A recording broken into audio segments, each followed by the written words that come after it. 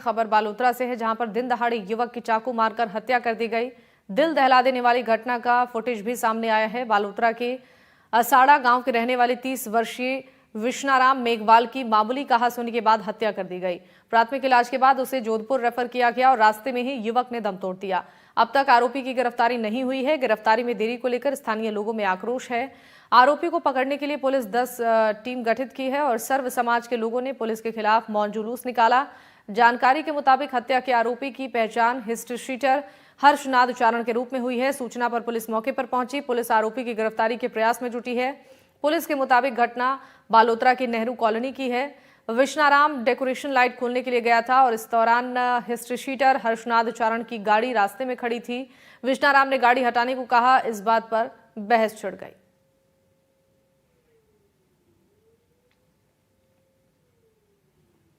घटना की हम घोर निंदा करते हैं कि ये घटना मामूली नहीं, दिन दहाड़े बेकसूर एक मजदूर की, गरीब परिवार के एक आदमी विष्णाराम की सरेआम चाकू घोंपकर हत्या करना ये मामूली बात नहीं है।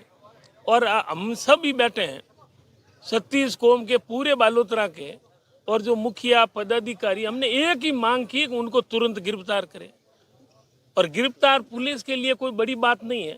अभी 24 घंटों बाद में भी एसपी और जिला कलेक्टर घटना स्थल पर आके पीड़ित परिवार को बात करने के लिए उनके किस बात की शर्म आ रही है, हमें दुख होता है। दोपहर में बालोतरा में चाकूबाजी की घटना हुई, जिसमें गंभीरता को देखते हुए मुकदमा दर्ज करके अनुसंधान डीवाईएसपी स्तर के अधिकारी को दिया गया। टोटल जिले की 10 टीमें बना रखी, क्योंकि जोधपुर, शेरगढ़, बीकानेर, बाड़मेर, यहाँ दवी सदी हमने बालोतरा जिले में दवी सदी जो भी पुराने एसोसिएट्स थे मुंजिम के तथा जो भी उनके रिलेटिव्स हैं, जो भी इस तरह की उनके चीज़ों में उनके साथ शामिल थे, उनको उठा के पूछताछ जारी है। यही है कि जो आरोपी है वो शीघ्र से शीघ्र दस्तियाब हो, जो भी सरकार से उनको जो सहायता मिल पाए वो उनको मिले।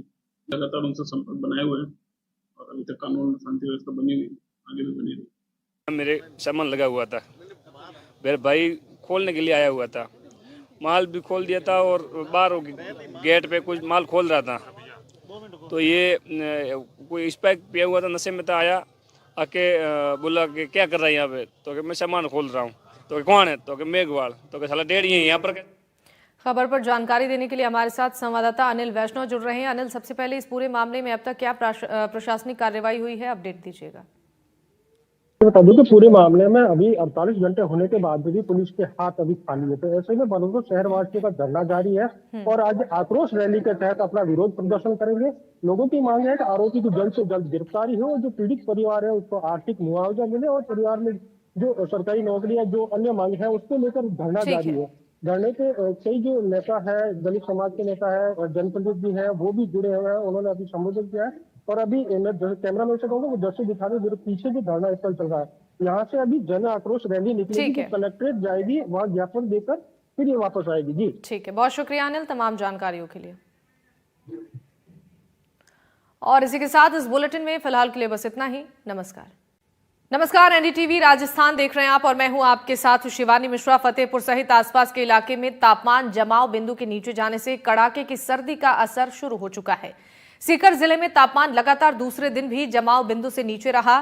फतेहपुर कृषि अनुसंधान केंद्र पर आज का न्यूनतम तापमान -1.5 डिग्री दर्ज किया गया है। और इस बीच एक बड़ी खबर आपको बता दें, भजन लाल सरकार का 1 साल पूरा हुआ। जयपुर में रन फॉर विकसित राजस्थान में मुख्यमंत्री शामिल हुए और हरी झंडी दिखाई।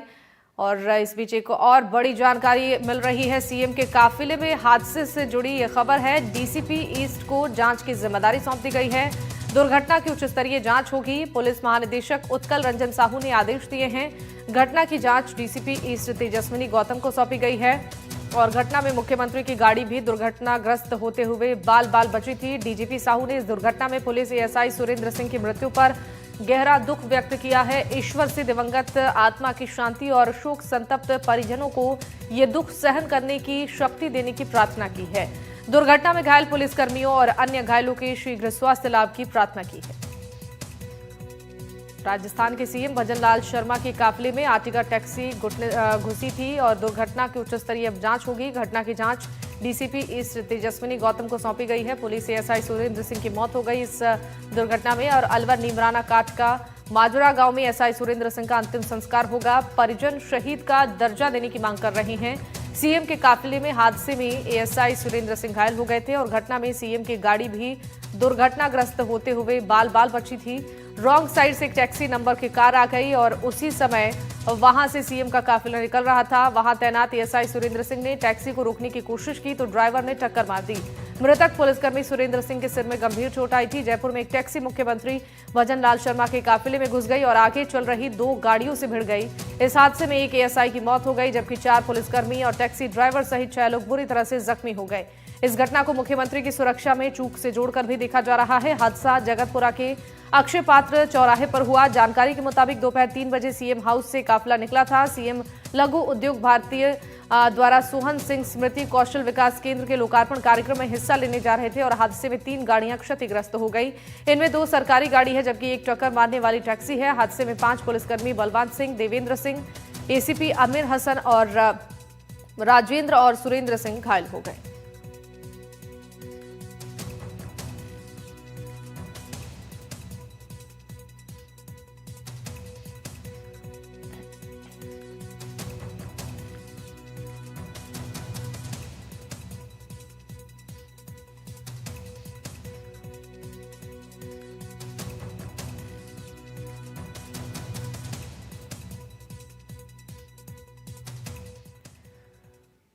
और एएसआई सुरेंद्र सिंह के परिजनों ने शहीद का दर्जा देने की मांग की है। सुरेंद्र सिंह के परिजनों का क्या कुछ कहना है, सुनाते हैं आपको भी।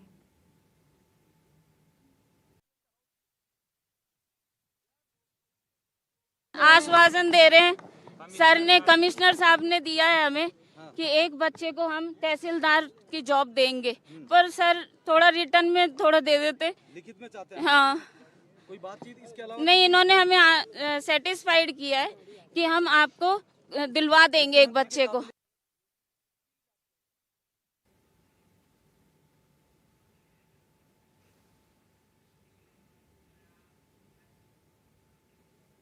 और सीएम के काफिले में हुई दुर्घटना को लेकर Jaipur police commissioner Biju George Joseph का क्या कहना है, सुनाते हैं वो भी।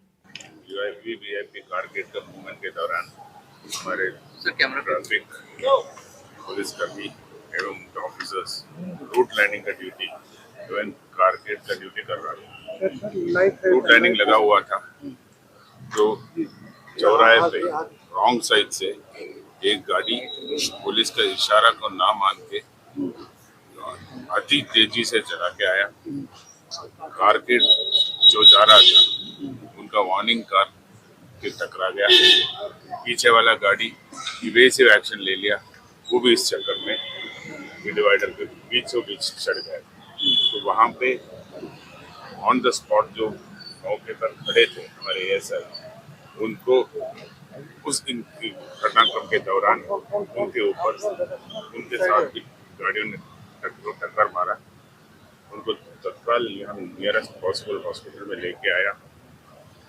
वो डॉक्टरों ने कोशिश किया लेकिन अनफॉर्चुनेटली उनको जान बचा नहीं पाया। इस खबर पर ज्यादा जानकारी देने के लिए हमारे साथ संवाददाता मुबारक खान लाइव जुड़ रहे हैं। मुबारक, सीएम के काफिले में जो दुर्घटना हुई थी, इस बीच एएसआई सुरेंद्र की मौत के बाद से परिजन लगातार शहीद का दर्जा देने की मांग कर रहे हैं। फिलहाल इस पूरे मामले में जांच के आदेश भी दिए गए हैं। पूर्व सीएम अशोक गहलोत का भी इस पर बयान सामने आया है। हनुमान बेनीवाल ने भी प्रतिक्रिया दी है। कुल मिलाकर अब तक इस पूरे मामले में ताजा अपडेट क्या है और मामले की जांच को लेकर क्या अब आगे की कार्रवाई हो रही है? बिल्कुल शिवानी, देखिए कल की ये घटना थी जिसमें सीएम का काफिला जब गुजर रहा था तो एक निजी कार बीच में आ जाती है और एक भीषण हादसा वहां होता है जहां पर 5 पुलिसकर्मी और 2 अन्य लोगों को जो है चोटें लगती हैं, जिसमें सुरेंद्र सिंह को गंभीर चोट आती है और अस्पताल में इलाज के दौरान सुरेंद्र सिंह की मौत हो जाती है। और उस मामले के बाद कहीं ना कहीं विपक्षी नेताओं ने भी परिवार के प्रति संवेदनाएं जाहिर की। खुद मुख्यमंत्री भजन लाल शर्मा ने भी परिवार के प्रति संवेदनाएं जाहिर की और वही अब परिवार की मांग है कि उनके एक बच्चे को जो है सरकारी नौकरी दी जाए, तहसीलदार की नौकरी दी जाए, उसी के साथ साथ उचित मुआवजा भी उन्हें दिया जाए और जो है सुरेंद्र सिंह को शहीद का दर्जा दिया जाए। हालांकि शहीद के दर्जे को लेकर अब तक पुलिस प्रशासन और प्रशासन की ओर से या सरकार की ओर से कोई आधिकारिक बयान सामने नहीं आया है, लेकिन ये कहा जा सकता है कि मौखिक रूप से जो आदेश है वो जरूर माफ कीजिए, मौखिक रूप से बयान जरूर सामने आया। जिस तरह उनकी पत्नी बता रही है कि उन्हें केवल ये आश्वासन दिया गया है कि उन्हें हम जो प्रयास है वो किए जाएंगे शहीद का दर्जा दिलाने के, और जो मुआवजा है वो देने की बात यहाँ पुलिस के अधिकारी उनसे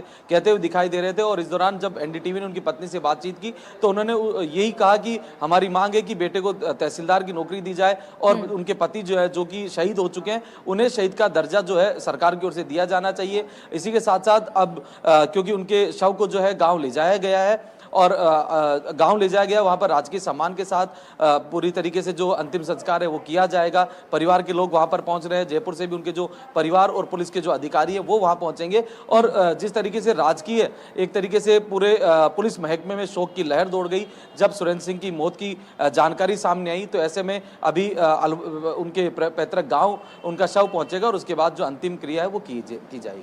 ठीक है मुबारक, आपका बहुत बहुत शुक्रिया तमाम जानकारियों के लिए।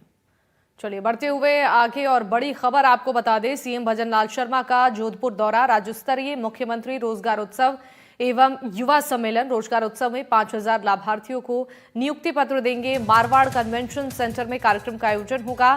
चिकित्सा मंत्री गजेंद्र सिंह कीवसर और शिक्षा मंत्री मदन दिलावर भी इस कार्यक्रम में शामिल होंगे। ये बड़ी खबर आप तक पहुंचा रही हैं। सीएम भजनलाल शर्मा का जोधपुर दौरा, राज्य स्तरीय मुख्यमंत्री रोजगार उत्सव एवं युवा सम्मेलन होगा। रोजगार उत्सव में 5000 लाभार्थियों को नियुक्ति पत्र सीएम की तरफ से दिया जाएगा। मारवाड़ कन्वेंशन सेंटर में कार्यक्रम का आयोजन होगा। बता दें कि चिकित्सा मंत्री गजेंद्र सिंह कीवसर और शिक्षा मंत्री मदन दिलावर भी इस कार्यक्रम में शामिल होंगे। तो मुख्यमंत्री भजनलाल शर्मा आज जोधपुर के दौरे पर रहेंगे, जहां पर कार्यक्रम का आयोजन होगा। रोजगार उत्सव एवं युवा सम्मेलन यहां पर आयोजित होगा, जिसमें 5000 लाभार्थियों को नियुक्ति पत्र सीएम देंगे।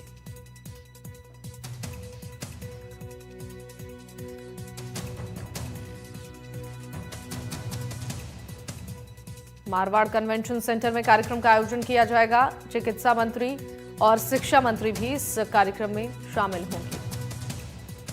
मुख्यमंत्री के इस दौरे को लेकर तैयारियां लगभग पूरी कर ली गई हैं। सुरक्षा व्यवस्था के भी पुख्ता इंतजाम है। इस कार्यक्रम को लेकर भी तमाम तैयारियों को मूल रूप दिया गया है। मुख्यमंत्री यहां पर पहुंचेंगे और इस कार्यक्रम में शामिल होकर 5000 युवाओं को नियुक्ति पत्र देंगे और मारवाड़ कन्वेंशन सेंटर में ये कार्यक्रम आयोजित किया जा रहा है। इस कार्यक्रम में मुख्यमंत्री के अलावा चिकित्सा मंत्री और शिक्षा मंत्री भी हिस्सा लेंगे।